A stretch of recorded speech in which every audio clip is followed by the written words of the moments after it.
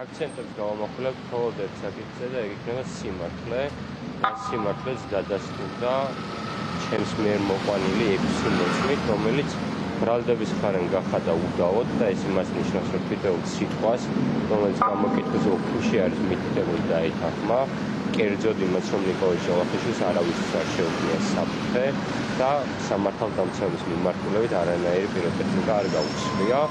რაც შეეხება ნიკოლოზ ჯავახიშვილს, ის აუცილებლად ისარგებლებს საბოლოო სიტყვით.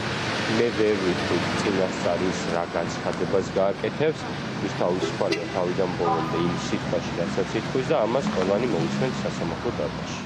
მოლოდინებთან დაკავშირებით, ქალბატონ ჭედროშვილთან დაკავშირებით ცუდ ნამდვილად ვერ ვფიქრობ იმ ნაწილში, რომ დაცვის მხარეს გვაძლევდა შესაძლებლობას ჩვენი დაცვის ქვეშ მყოფები დაგვეცვა, რასაც ჩვენ სხვა პროცესებზე ვხედავთ, ჟურნალისტები ვხედავთ, რომ ასე არ ხდება, მაგრამ ეს არ ნიშნავს იმას, რომ განაჩენზე რაიმე სახით აისახება ის.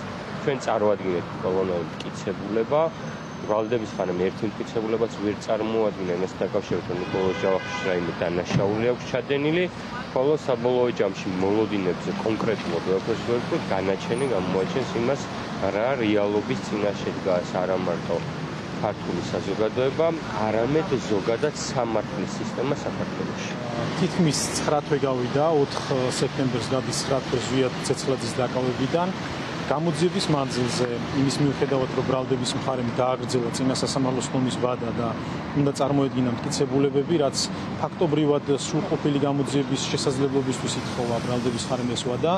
ამ ვადაში ბრალდების მხარეს არ წარმოუდგენია სასამართლოში მტკიცებულებები, რომელი მტკიცებულებებითაც გონიურულ ეჭვმიღმა სტანდარტი დაადასტურებდა ზვიად ცეცხლაძის და წარმოდგენილი ბრალდებულების ბრალეულობას. ბრალდების მხარემ წინა სხდომებზე ისაუბრა დასკვნით სიტყვის ფარგლებში იმ მტკიცებულებებზე, ერთი შეხედვით მტკიცებულებებზე, რომელი მტკიცებულებების თითქოს ადასტურებდა ზვიად ცეცხლაძისთვის ბრალად შერაცხული ქმედების ჩადენას მისი მხრიდან.